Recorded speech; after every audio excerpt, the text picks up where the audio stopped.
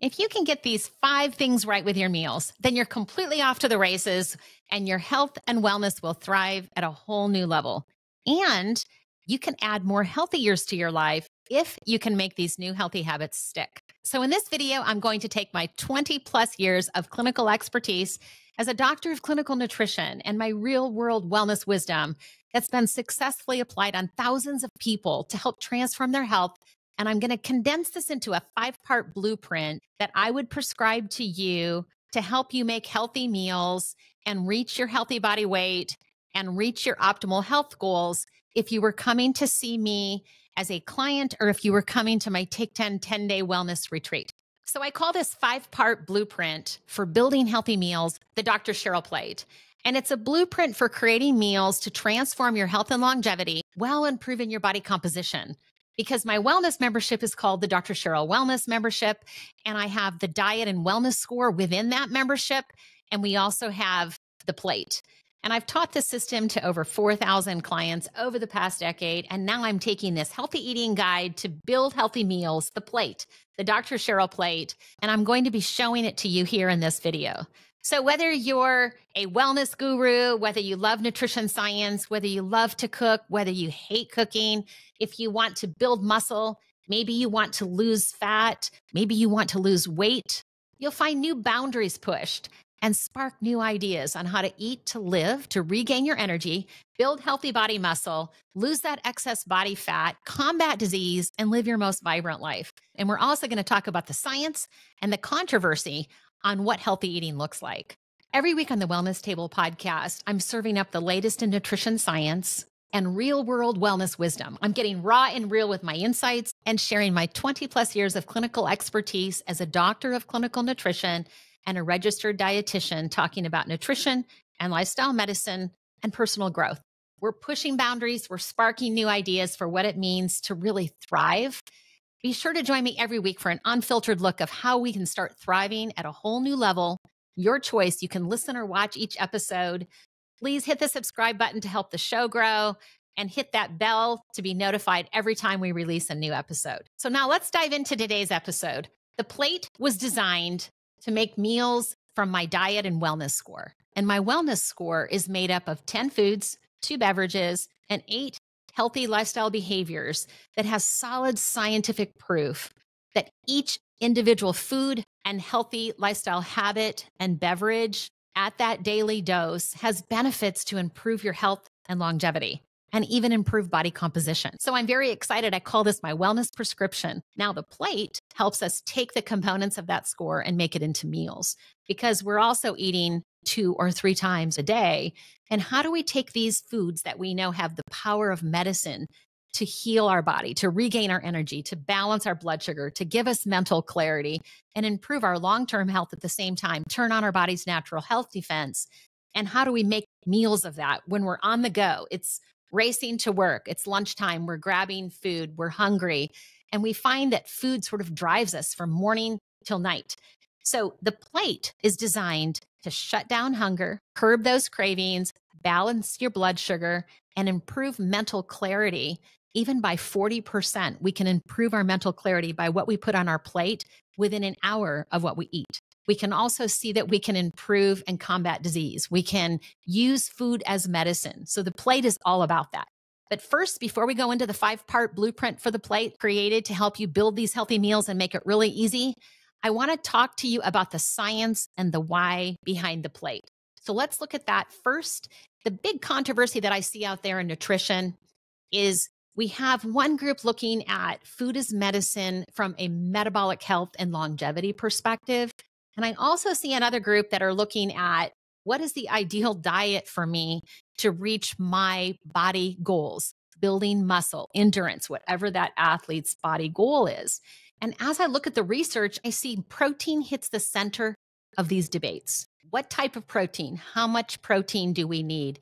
And I believe that as we look at the science, there's so much that isn't even related to science that drives what we do and how we eat. It has so much to do with our culture, our preferences, our tastes, our lifestyle, our belief system, and our goals. So this debate, we have to put that on the table and be aware that people have a hard time just looking objectively at How can we eat healthy and look at us as a whole person? And that's where I describe that real world wellness wisdom, the clinical expertise of talking to real people, as well as nutrition science and understanding the research. And that's my goal to bring to the table here at the Wellness Table podcast, is to bring it all together and just let's have good conversations. Let's put our bias on the table. So here begins the debate. We're looking at metabolic health. We're looking at longevity, but let's don't leave out studies that are focused on body composition, muscle building, and how much protein we need, and what are those amino acids to rebuild and to build muscle and to maintain muscle throughout our life cycle. So I just want to hit that here at the top. It's part of the why with the plate, and part of the staying cutting edge with the plate is my goal. And so skeletal muscle is an important part of physical stability and movement and quality of life. We're also seeing the metabolic function of muscle. Muscle strength has been shown to be a significant and independent predictor of mortality risk. So we see a decline in muscle and strength that's observed with age across different populations. So maintaining muscle mass and that dynamic balance between muscle protein synthesis, this is where we're building new muscle every day, and muscle protein breakdown is what we must look at as part of our total health. If you want to do a deeper dive on that, I want to reference podcast 26, 27. Podcast 27 was all about exercise as medicine beyond muscle building. And podcast 24 was on body recomposition.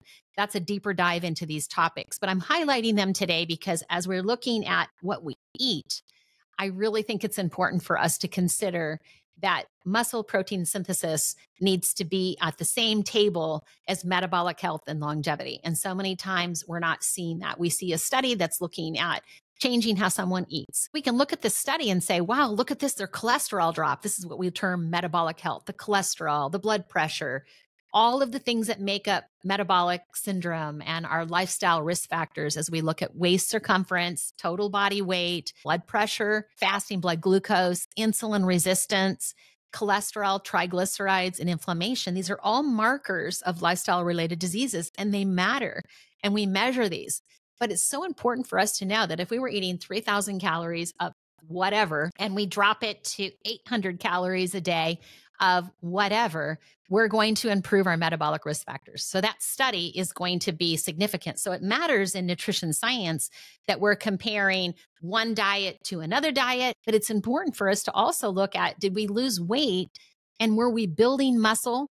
And that body recomposition component, that we're losing body fat, we're building muscle while we're losing weight all at the same time.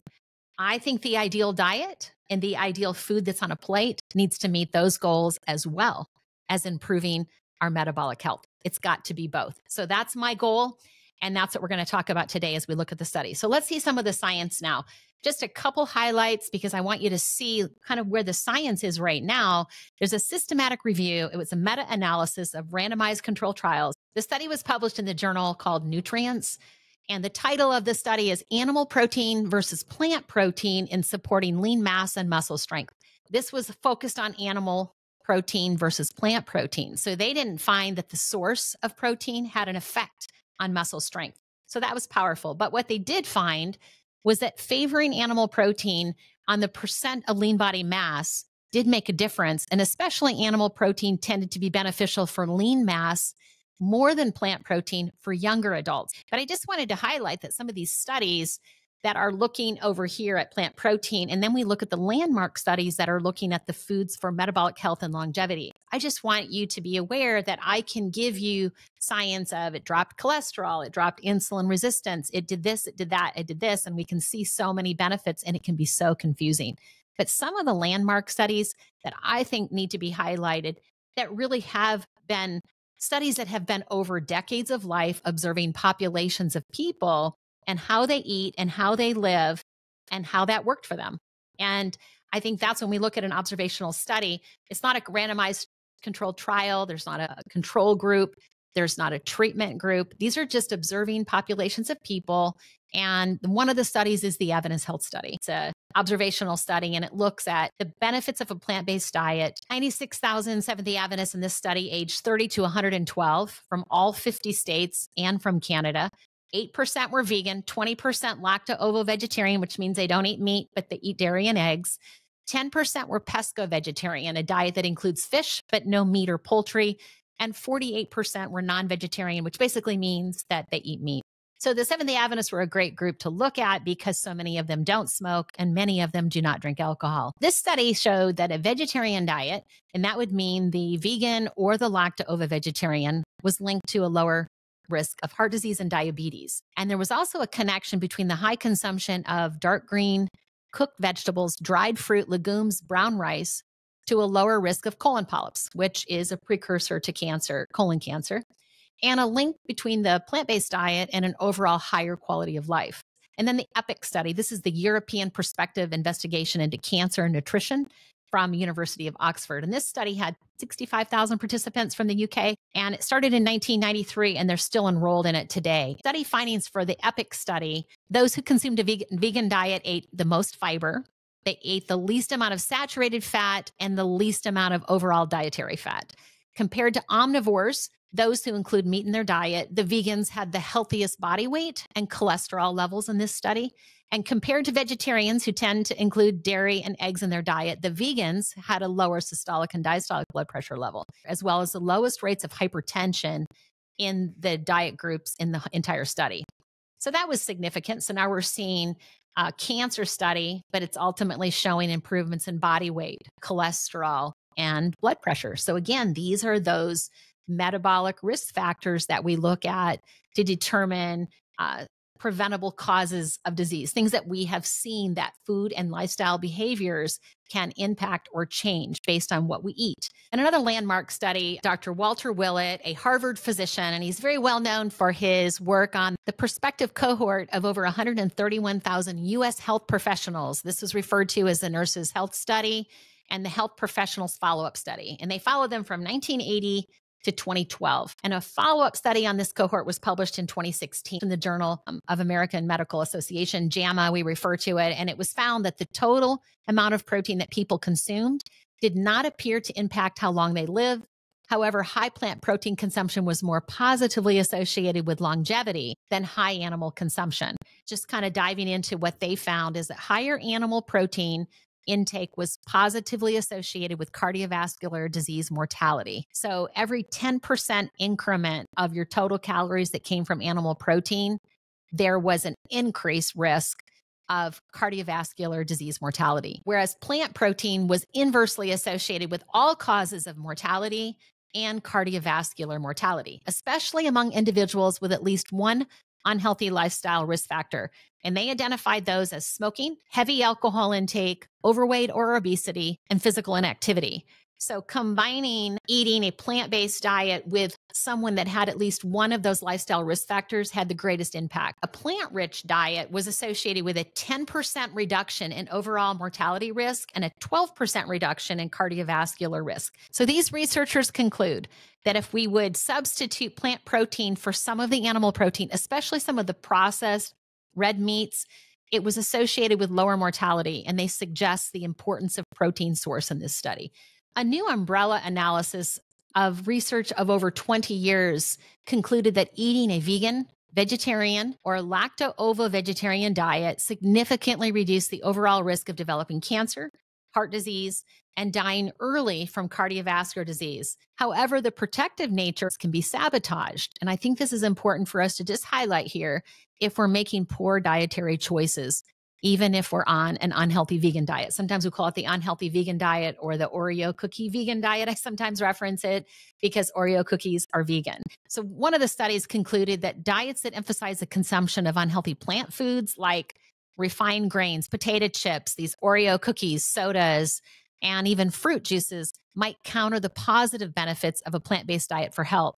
And that it is important for us to look at the impact of diet alone, as well as these other unhealthy risk factors that can increase our risk. So when we look at this study that's showing that people that had one or more of these risk factors eating a plant-based diet had these health improvements, well, the majority of the population does have one or more of those lifestyle risk factors. So I do think that the good news of that study is if you have one or more of these unhealthy lifestyle behaviors, when we know 60% of the population is overweight or obese. So there's 60%.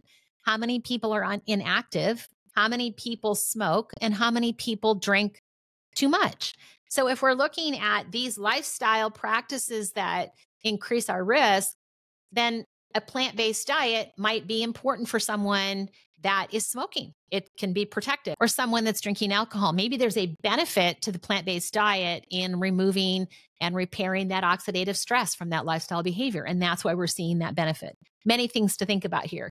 But in response to this as well, that adopting a plant-based diet, even without additional exercise, could yield benefits. So maybe you've seen the Netflix documentary on the twins. It was done at Stanford, 22 healthy identical twins comparing a vegan diet and an omnivore meat diet for 8 weeks. Clearly did not have identical results. So these sets of twins, one was given a vegan diet that was entirely plant-based, included no meat, animal products such as eggs or milk. And the omnivore diet for the other twin included chicken, fish, eggs, cheese, dairy, and other animal food sources. Both diets had lots of vegetables, legumes, fruits, whole grains, and they avoided sugars and refined starches, even in the omnivore diet. So we'd be looking at an omnivore diet that is very plant forward, and we'd be looking at a vegan diet that isn't the unhealthy version, but more of the whole healthy fruits and lower in the refined sugars.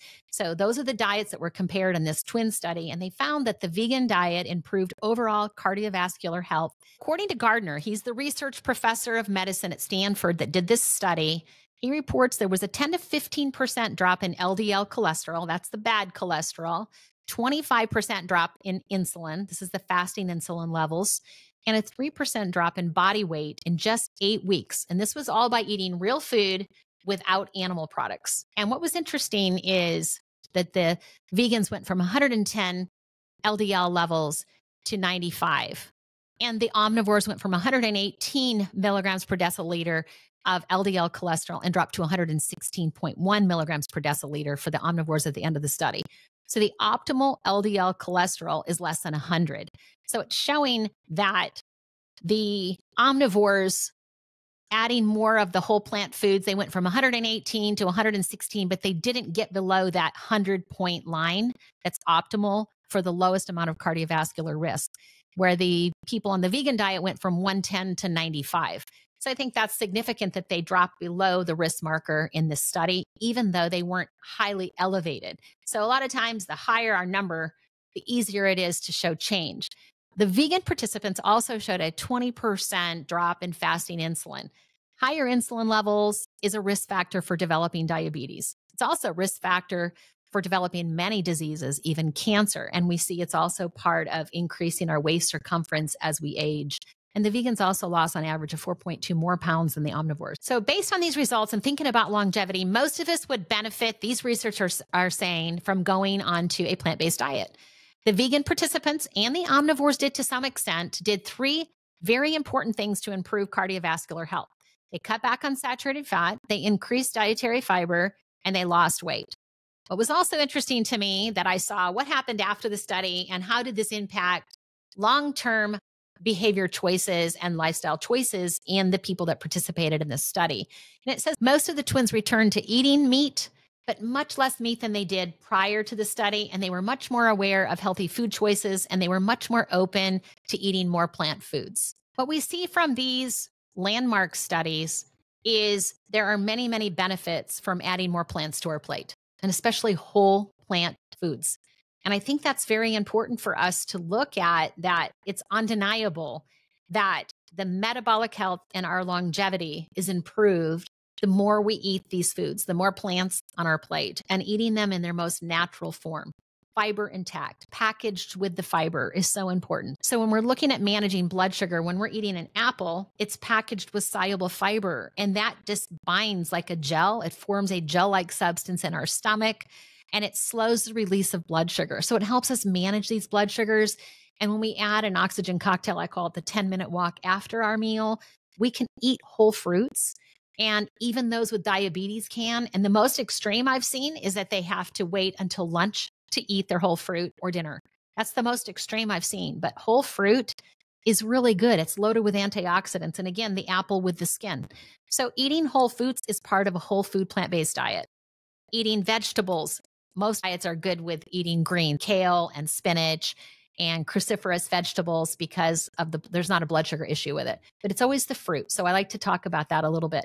So as we take a quick look at metabolic health and longevity and the health benefits with eating a plant forward or whole plant food rich meals, I just want to highlight them here of what we've seen in the research. Number one is gut bacteria. We can improve our gut microbiome in just 7 days on a whole food plant-based diet. Another topic for us to dive into on another podcast, but I'm just going to highlight these. A reduction of telomere length. This is the tail or the tip of our genes, and it means that we are slowing down the aging in our body, and it's happening at the telomere level, and we can see that connected to more of a plant-focused diet. So number 3 is achieving and maintaining a healthy body weight and body recomposition. We saw in these studies, people lost more weight on the vegan, the whole food plant-based diet. They also lost more waist circumference. I saw the same results in my 10-day Take 10 program and my long-term outcomes with my over 4,000 patients. We definitely can see that we can build muscle and lose excess body fat and lose weight if we need to, all at the same time, and eat whole plant foods. You just have to know how you're doing it, and it has to be well done and very informed. I think that's really important, making sure we're getting enough protein, making sure we're getting enough fiber, making sure our meals are built right. Hence, we're going to get into our plate and the 5 framework components of the plate so we can make sure we achieve these goals. We can also improve insulin sensitivity and improve blood sugar controls that's the number 4, is improve blood sugar control and improving insulin resistance. And we can, number 5, lower our risk of type 2 diabetes by up to 74% by switching from an omnivore to a vegetarian diet. In the Adventist Health study, that eating meat just 1 time per week for 17 years increased the risk of type 2 diabetes by 74%. That's a big thing to look at there as we look at the influence of eating meat on type 2 diabetes. The Nurses Health study found that increasing red meat intake over a half serving per day was associated with a 48% increased risk of diabetes in just 4 years.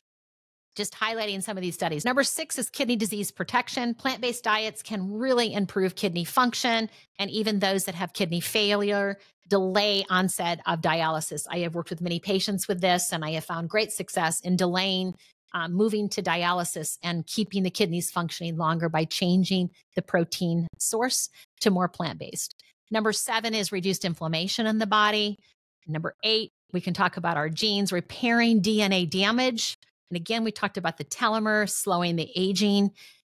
Number 9 is reducing risk of cancer. We've seen many of the studies of colon cancer, breast cancer. Plant-based diets have had a great impact on reducing our risk of cancer, especially when we're looking at these GI cancers and having more fiber in our diet. We know a lot of our cancer can come from other environmental factors.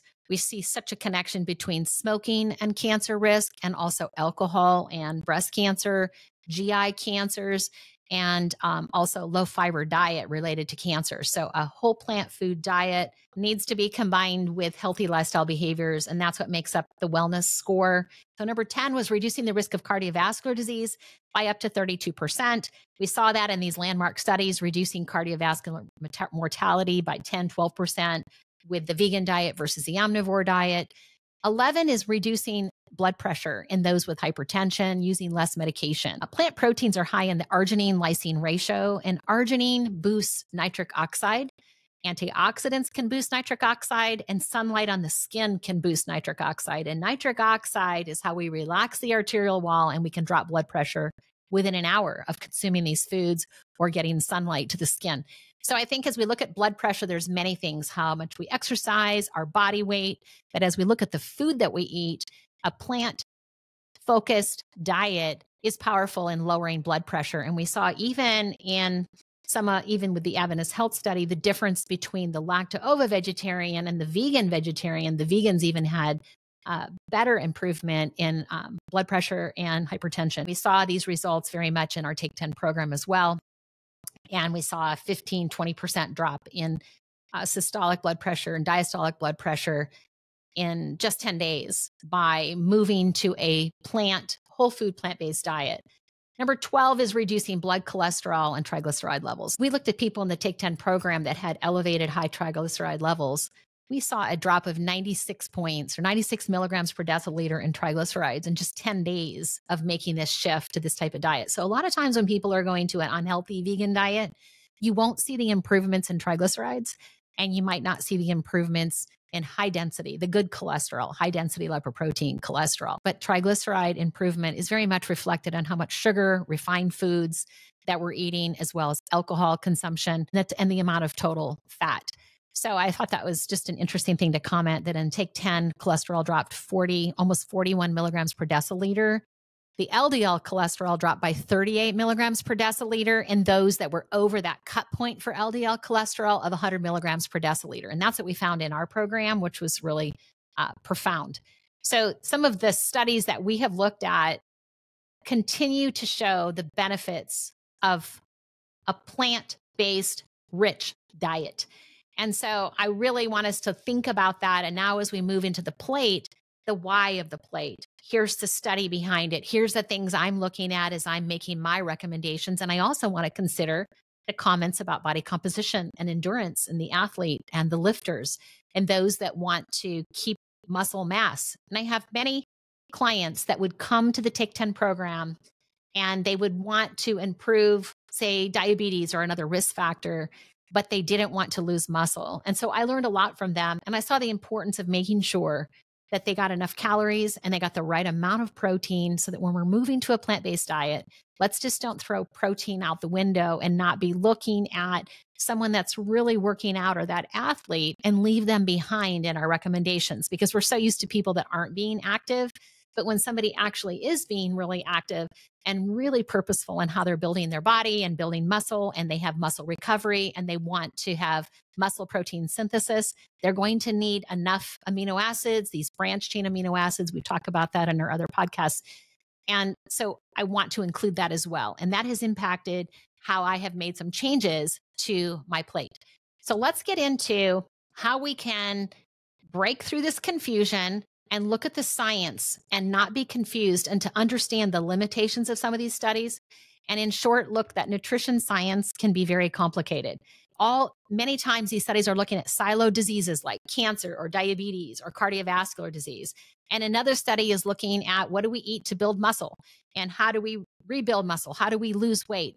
They're very isolated and siloed. So I'm looking at body composition in this study, and I'm looking at cardiovascular risk in this study. Remember that even if we fast, we can see metabolic health quickly improve. When we remove a food that we overeat, let's say we start a new diet, it's keto. We're going to be on a low carb diet. That means I love donuts and I love potato chips and I eat ice cream every night. And now these foods are removed. Other than that, I may have had some very good eating habits. So I go on that diet and I can say that is a very successful diet. The diet can look successful. Simply, I removed the foods that were causing my health issues or my problem. They were my specific foods. So I think it's very important for us to see how complicated that is. If somebody went into your study and they stopped eating donuts because your study said, let's don't eat any sugar anymore, it could make the omnivore diet look really good or really bad, depending upon which way they went with the study. This is what makes it very complicated, because we are looking in reality. We're taking science and we're trying to interpret this for real world people, real world life. And that's my goal at the Wellness Table, is to bring you the latest in nutrition science, the trending topics of health and wellness, but also keep that real life wellness wisdom from working with thousands of clients in my own life, and bring that to the table. And let's don't forget that we're all individuals. And it is so important for us to figure out what's going to work for each one of us. So when we bring that science into action, there seems to be a gap between the science and our actions. And we get stuck. We can't move between here's the science, here's what I need to change and what I do every day. And so I think it's really important for us to look at, what are we going to do with this science? What are we going to do with our everyday life? Do we adapt components of it? Or how is it going to affect us? So whatever the evidence points to, what I've observed is that most people, even we see that in the twin study, they see all the benefits, but they will go back to eating their familiar foods that they love, regardless of the amount of research that you throw in their face, regardless of all of the evidence.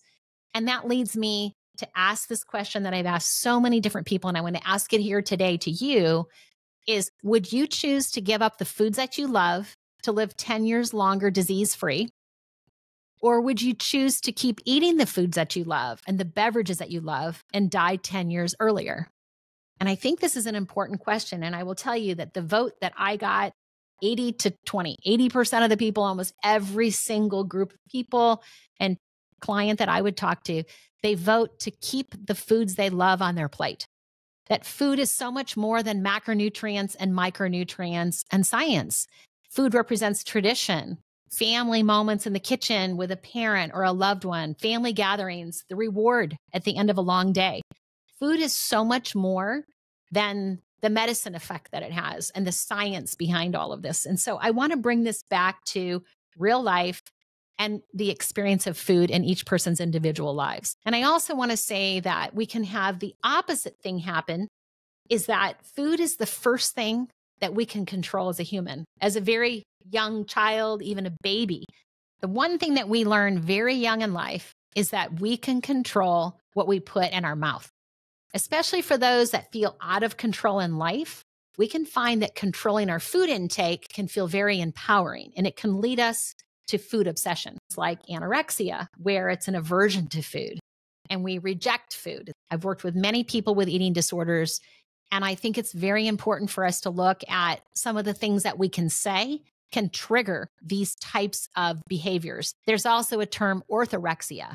And this is the obsession with proper and healthy eating. These people become fixated on so-called the healthy diet.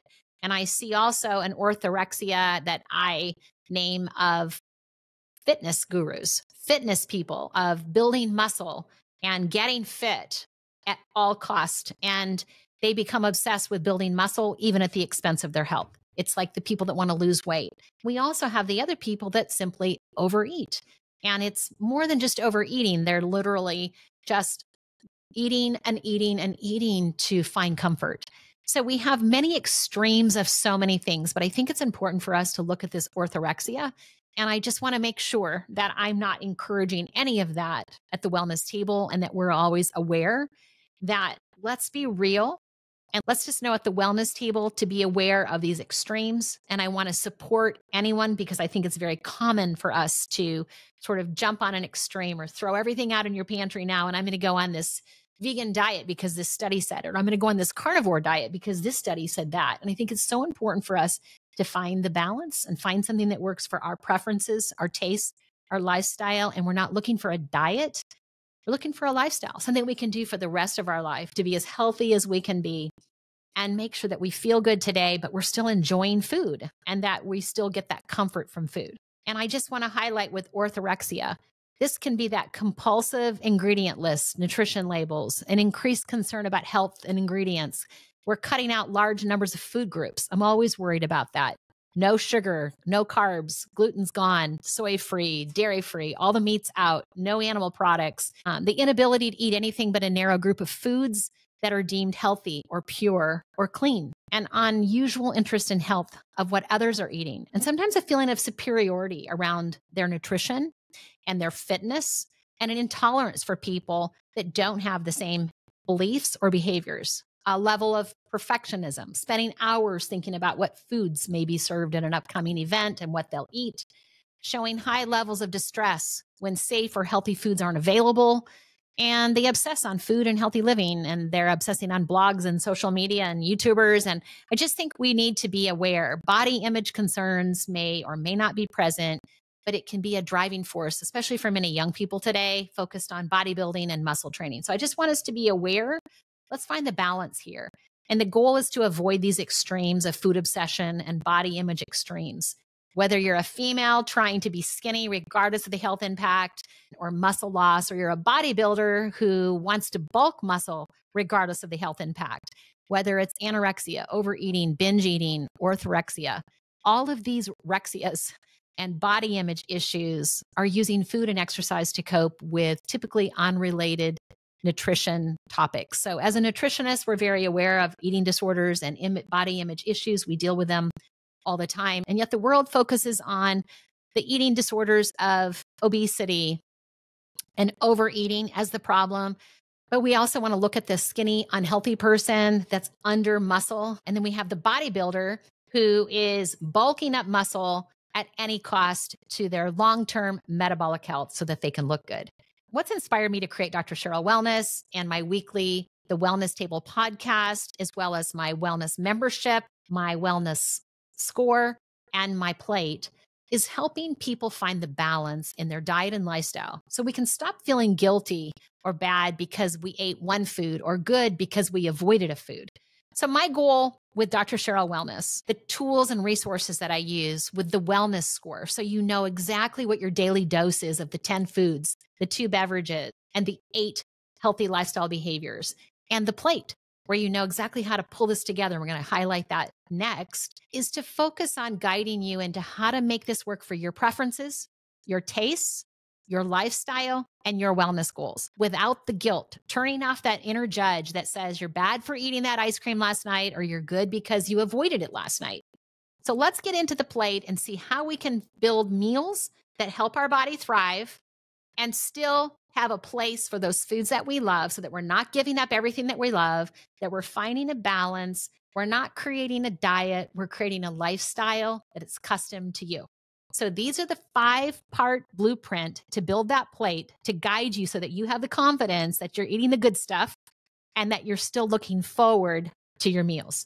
So how do we make this into meals? So you can start making these easy meals to score up your wellness, and they're designed from my food combination were foods that will keep you feeling full. They'll shut down the hunger hormones, fiber, protein, healthy plant fats.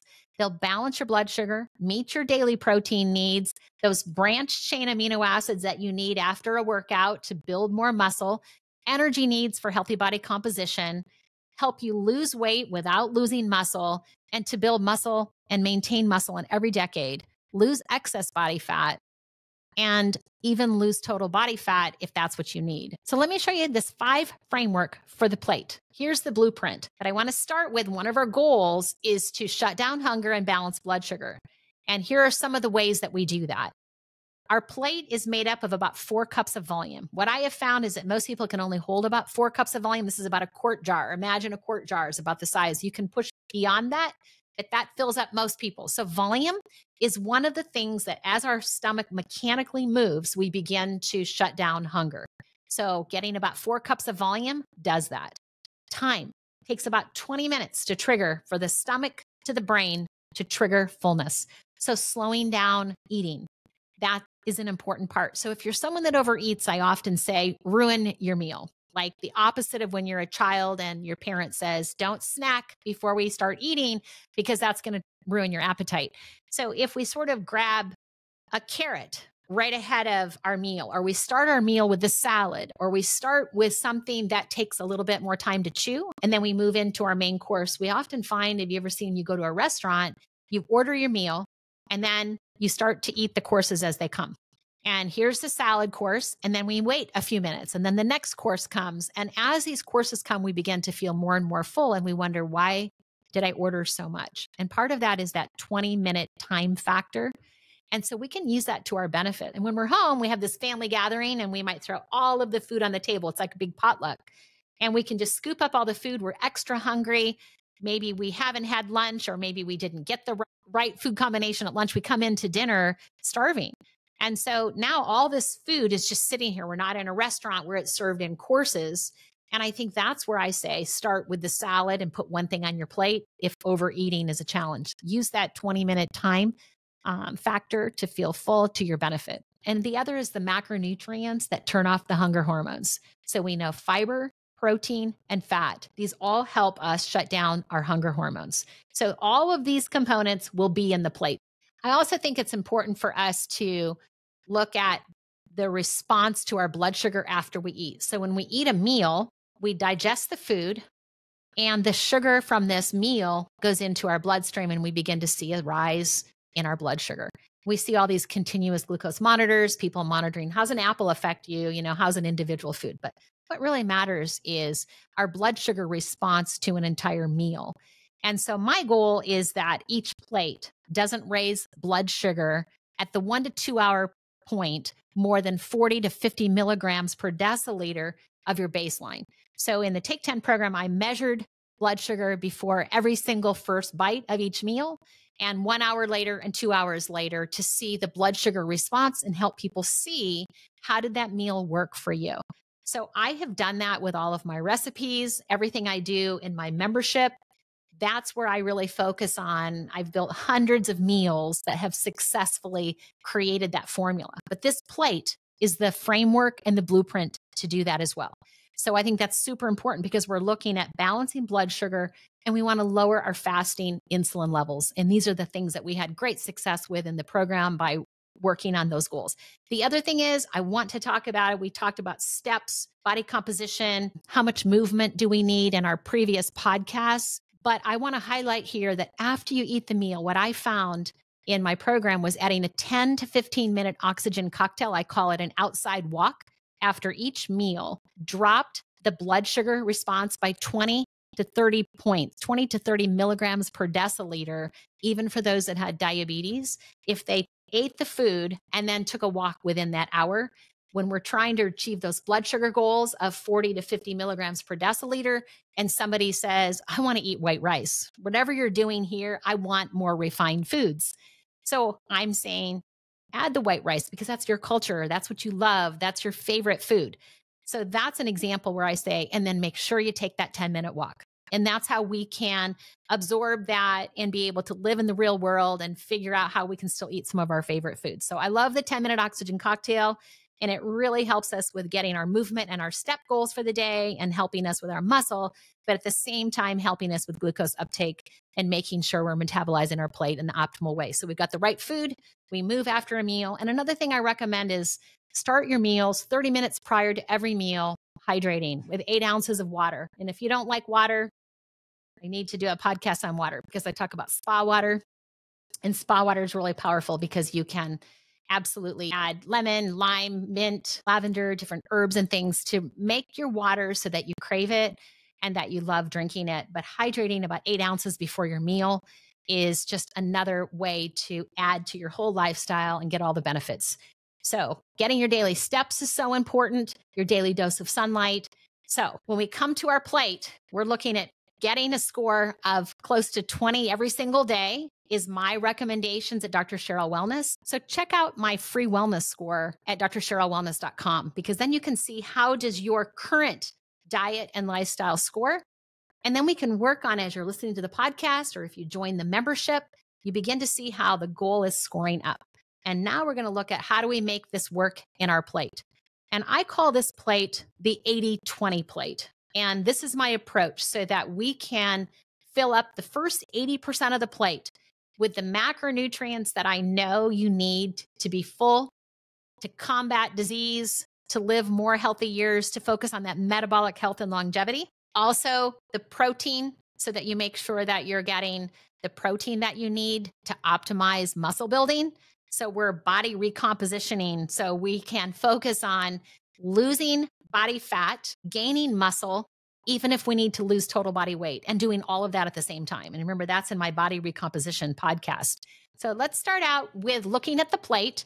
We know the plate is about 4 cups of volume, and we're going to draw this out so you can see what it looks like and what is the blueprint for a plate. It's very simple, super easy. And we're going to cut the plate in half, and you're going to see half of our plate is coming from fruits and vegetables. And when you look at these fruits and vegetables, you're going to see that if you get 2 cups of fruits and vegetables on 3 meals a day, that's a total of 6 cups of fruits and vegetables. So ideally, I would favor about 4 cups per day of vegetables and choosing 2 cups a day of fruit. Some people choose 3 cups of fruit, 3 cups of vegetables. But depending upon what you like, some people don't like vegetables as much, then have more fruit. But get your fruits and vegetable intake for the day, and you get a point on the wellness score for that. And then within that, choose berries every day, choose citrus. And that's where the wellness score will kind of guide you on what foods to choose within that. But as we're building the plate, any whole fruits and vegetables fit here on half the plate. The next section is going to be whole carb grains or starchy vegetables. And my goal is that on this whole plate that you have 1 cup of whole grains for the day. You can put a half a cup on your plate. So you can choose from whole grains, ancient grains. Some of these are high protein. They have as much protein as some of the beans do. Farro, quinoa, amaranth seed, millet, teff, whole wheat, bulgur wheat, buckwheat, and wild rice. So these are some of the grains we're talking about. Now let's look at the grains that are really rich in soluble fiber. Barley, oats, steel cut oats, rolled oats, quick cooking oats. These are foods that are not refined. We never take the fiber out of oats. So oats would come into this category. So this is where you can get those grains for the day. Now, some of the whole grains and starchy vegetables would be corn, brown rice, whole grain pasta and breads, pumpkin, sweet potatoes, yams, russet potatoes, new potatoes, and these purple potatoes that I loved seeing those turning on our cancer natural health defense. Still having trouble finding a lot of purple potatoes. I think I found some this week, but I wanted to highlight those because if you found your purple potatoes that we talked about in our cancer podcast, this is where they would go with the whole grains and starchy vegetables. Now, on our website and in our membership, I also have a small plate. And that's where if you choose to leave out the whole grain or a starchy vegetable for a smaller meal, you do not have to include that more than one time per day. But this is what a full plate looks like. And most people need this to stay full. So I think that's important to note that. Now we're going to look at protein. This is where I've changed my plate. I have recommended 1 serving of plant-based protein with every meal. And that was a half a cup of cooked beans, tofu, tempeh, bean-based milks or yogurts, or a quarter cup of nuts. And that's been the foundation of my plate in the Take 10 program. And that's where I've had so much success. And then I will add a second protein for people that need that. But most people were getting that 1 serving of plant-based protein.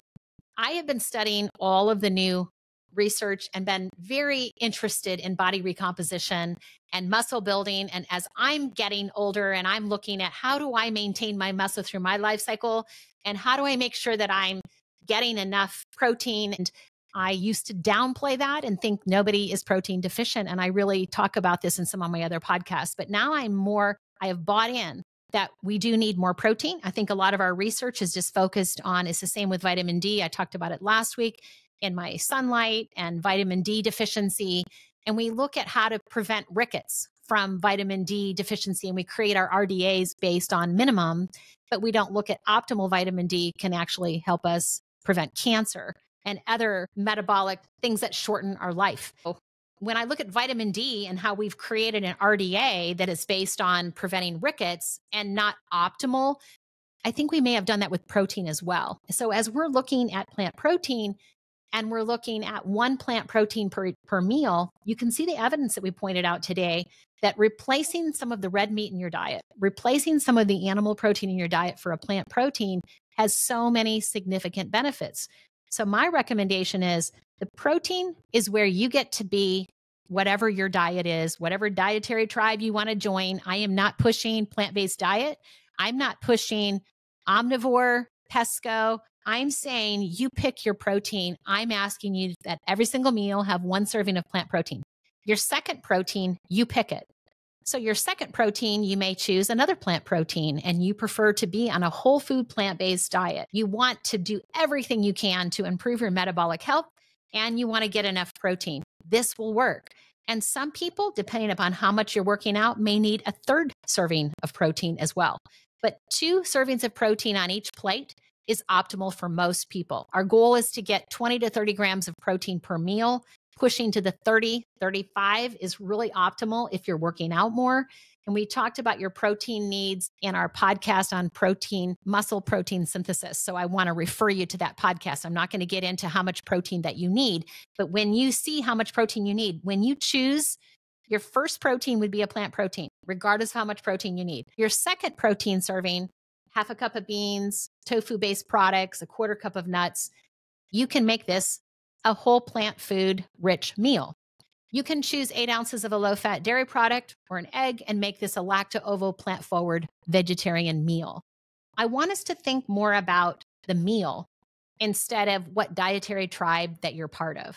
I'm not a lacto-ovo vegetarian. I don't identify. I'm pesco vegetarian. I'm an omnivore. I'm carnivore. I'm keto. I'm vegan. I'm recommending that we say this is the meal that we're eating. This is a whole plant food rich meal. We can say this is a lacto-ovo plant-forward meal, and it's based on what we choose for that second protein serving. So we can choose fish for that second protein serving, and that's adding 3 to 4 ounces of a fatty fish that's rich in omega-3 fatty acid, and we call this a pesco whole plant-forward meal. Now we can choose chicken or poultry, 3 or 4 ounces. We can add that as our second protein, and this now becomes an omnivore, whole plant rich meal. So we don't identify that now I am an omnivore, now I'm a vegan. It's just we ate that meal. And I want us to think more that way because I think that allows us to meet our preferences. And you can see here that determining that second protein, that third protein, everything else on the plate is the same. We all need to eat those fruits and vegetables. And the more of those risk factors that we had in some of those landmark studies, we see that people that had one or more of these lifestyle behaviors that increases their risk for metabolic health issues, we see that smoking, drinking over the recommended amount, physical inactivity, overweight or obesity, when it was combined with more plant-rich foods on the plate, we saw improvement in their health outcomes. So I think it's important for us to look at on the plate, here's the way to make a customized plate for you. So you'll need the fruits and vegetables, the whole grains and starchy vegetables. This is the foundation of the amount of fiber that you need. My goal is that in this plate, you're going to be getting a lot of whole plant foods, and you're going to get 10 to 15 grams of fiber on every single plate. My goal is that for every 1,000 calories, you get about 25 grams of fiber. As you get more calories, that gets almost impossible. Sometimes it's hard to meet our energy needs to continue that formula, but I like to see about 35 grams of fiber in a day. The average American is eating about 15 grams of fiber, and that's why colon cancer is on the rise. So fruits and vegetables, 2 cups, whole fruits and vegetables, whole grains and starchy vegetables, protein. 1 serving of protein, plant-based. You choose the second type of protein, and you make it your plate. Healthy plant fats, the next section. And that comes around to, let's make sure every single day we get an essential fatty acid, the omega-3 fatty acid. And you can get this in flaxseed. I like to use the ground flaxseed, chia seed, walnuts, soy. And if you prefer, you can have a serving of fish. And this counts as a daily source of your essential omega-3 fatty acids. And if you don't eat fish or you don't have a source of essential fat, I recommend a 1,500 milligram supplement of a flaxseed oil or a fish oil to every day. And if you have chronic inflammation and pain, I recommend supplementing 1,500 to 3,000 milligrams of omega-3 fatty acid on top of the food source. So even if you choose to have salmon, I still like that 1 serving of a healthy plant fat with every single meal. And that's going to be seeds, nuts, double. They're a protein and they're also a healthy plant fat. And also the fatty fruits like avocado, olives, and even this is where you'd see your like a tablespoon of olive oil, walnut oil, or avocado oil as a serving. So this is the plate and how you can make it your own. So you're choosing the protein. Everybody else needs the healthy plant fat, the fruits, vegetables, and the whole grains. And then notice the center of the plate. The center of the plate is your favorite comfort food. And this is where we call this an 80-20 plate, because you're choosing your second protein and you're choosing your favorite food. And that makes up about 20%. It can be 10%. You choose your favorite comfort food. But these are the foods that would be limited on the wellness score, like refined, ultra refined, sugary foods, like the Oreo cookies and desserts and cakes and pies and pastries and the sugar sweetened beverages. You may choose to have one of those. I don't want you to look at this and say, I never can touch that again. I can never have ice cream again. If you choose to have that at a meal, let's limit it. You're going to feel full, but this is what you can add to the plate. So what I always say is if you can eat all the components of the plate, I found this in my program, people would say to me, I can't eat it all. I just can't eat it all. And you know, this is going to be 600 calories. This might be 700 calories, depends upon how much protein you add. And then it depends on, now you're adding your favorite food to that. You're going to feel full. And that's the goal, is that you won't feel like eating half a gallon of ice cream after you've eaten this plate. You're going to feel full. Your hunger hormones have turned off. Also, processed refined carbs would fit in this. Like if you wanted to use white rice or a white bread, that's a refined grain. Any of these refined carbs would fit in this center section of the plate. Now, again, it's going to affect your blood sugar levels. I just want you to know that there's a place for you to put your favorite foods. If you notice, saturated animal fat fat, they're going to go into the favorite food. These are foods I want you to limit. Trans fats, like the hydrogenated fats that come in margarine, some of the processed foods to give them a better shelf life. Ice cream, sour cream, creamy salad dressings, animal-based gravy, they would all fit into the comfort food category. And if you choose to eat red meat, beef, lamb, pork, ultra-processed meats like bacon, hot dogs, deli meats, the charbroiled meats, these foods are limited on the list and the wellness score. And that's because they are considered by the World Health Organization carcinogenic foods. So if you choose to include them in your meal, they'll count as a comfort food and they'll make up that center part of the plate. But they're not the foundation. You're eating them for flavor and enjoyment, and you're not eating them because you need them to build muscle or you need them for your metabolic health. You'll understand that. So as you're building this plate, there's room to have. Somebody says, I'm never going to have bacon again. You can. I'm just letting you know that you're fully informed and you're very aware and you know where it can fit on the plate. You can leave it on, you can take it off. But ultimately, saying that you're never going to eat something again, I'm just trying to help us focus on not having anorexia or an obsession to food, or also let's don't be obsessed with over health and forget about enjoying our meal. Alcohol fits in the comfort section of the plate. It's a beverage. It adds calories to our meal. It has alcohol or ethanol. It adds that to the meal. So as we look at how ethanol is metabolized, it's metabolized like a drug, but it has calories, 7 calories per gram, which is close to that of eating fat. So we have to include alcohol as part of a meal because it's adding calories and it's affecting our metabolism. And then remember, some of our alcoholic drinks add a lot of sugar components. They're a mixed drink that might have something else. It's a very high refined sugar. So all of those would fit in your comfort food section. And remember, my recommendation on the plate to get us 1 point on the plate is if you don't drink, don't start drinking. If you choose to drink, limit your weekly intake to 5 servings of alcohol maximum per week and no more than 1 serving daily. So alcohol is limited on the wellness score. It's all the same recommendation that we see in a lot of our other guidelines because of the calories it contains, the alcohol, and it lands it in the comfort section of the plate. So here's what you get with the plate. High fiber. So the goal is for us to get 10 to 15 grams of fiber on every single plate. We've got whole carb grains, fruits, and vegetables loaded with soluble fiber. This is how we naturally drop cholesterol in our diet. This is how we improve our blood pressure. These fruits and vegetables, this is where the berries fit every day. And we know that berries have a powerful impact on lowering blood pressure, boosting nitric oxide, improving gut health. As we go down the list of all the things that we pointed out in a plant-rich diet, they're all sitting here on your plate. Now we're going to look at protein. We need 20 to 30 grams of protein per meal. I am pushing this to 30 to 35 grams of protein even. And I'd like at least half of that protein to come from a plant-based protein. I'm going to reference podcast number 24 on body recomposition, how much protein that we need, and making sure that we're getting our protein needs for the day and it matches our energy and our fitness and our workouts that we're doing. And remember that what we're eating goes hand in hand with movement so that we can optimize the health benefits. I want you to get omega-3 fatty acids every single day. These are powerful. It's like taking Advil every day. I want you to get essential fatty acids every day. 1,500 milligrams per day is a minimum. Some people have chronic inflammation, majority of the population over the age of 50 for sure do. And just adding a serving of a whole food, healthy plant fat that has essential fatty acids like the flaxseed. I have flaxseed every single day. It's part of my routine of the whole food because it's loaded with soluble fiber. And at the same time, it's giving me the essential omega-3 fatty acid. And then some people that are eating fatty fish, then they can get their omega-3 fatty acid from fish. But again, it will come with no fiber and the risk of more mercury. So we weigh that out and then we have supplementation as an option. So 1,500 to 3,000 milligrams a day is what I recommend for the essential omega-3 fatty acids. If you have chronic inflammation, I recommend the 3,000 milligrams a day, but 1,500 milligrams a day, I recommend for everybody. When we talk about sodium, 1,500 milligrams of sodium a day is recommended. Many places, sometimes 2,000 milligrams a day. And I find this to be an almost unpalatable meal.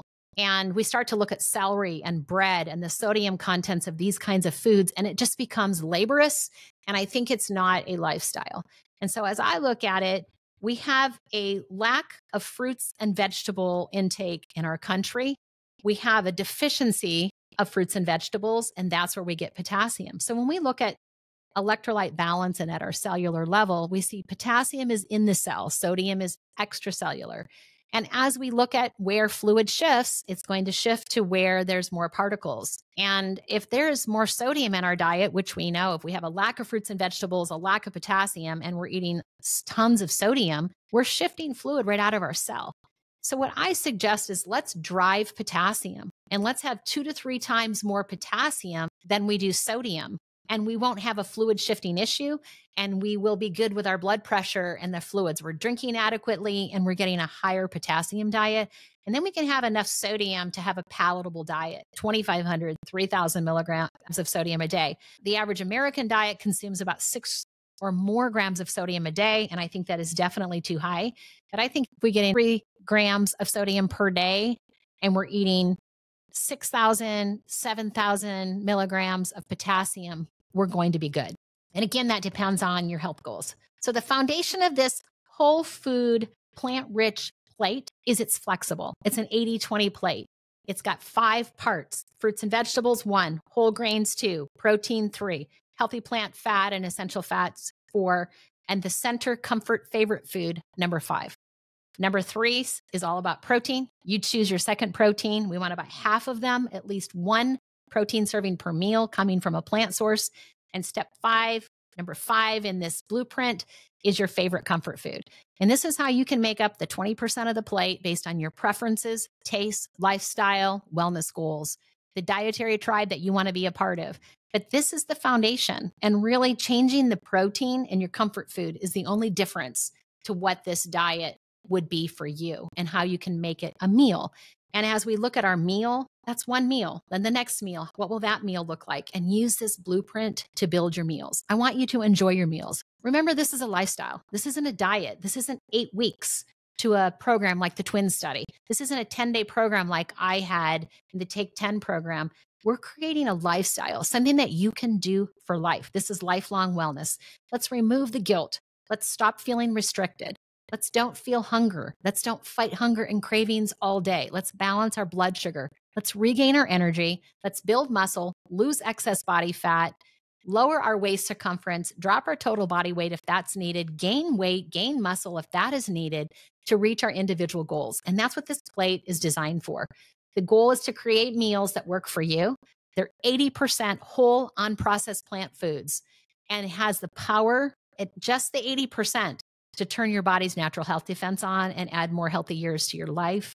And the plate, this meal planning tool, is designed with a food combination that will shut down your hunger, balance your blood sugar, get you the protein and fiber that you need to improve your health. So the goal is to stay full, get the energy that you need, eat more fruits and vegetables, keep the fiber, total daily fiber high, get 2 servings, 30 grams of protein on each plate ideal, and a healthy plant fat at every single meal. This is your goal for the full plate every single meal. So the goal is not to focus on a dietary tribe. Now it's a new diet or a new health obsession. I don't want to drive you into an anorexia or an orthorexia. I want you to make it yours. I want you to have a positive relationship with food and be at peace with your body. So I hope that's helpful for you as you look at building your meals this week. Have a great week and start by building your plate with this 5-part framework. Let's get started of taking this science and making it ours and putting it on the plate. I'll see you next week at the table.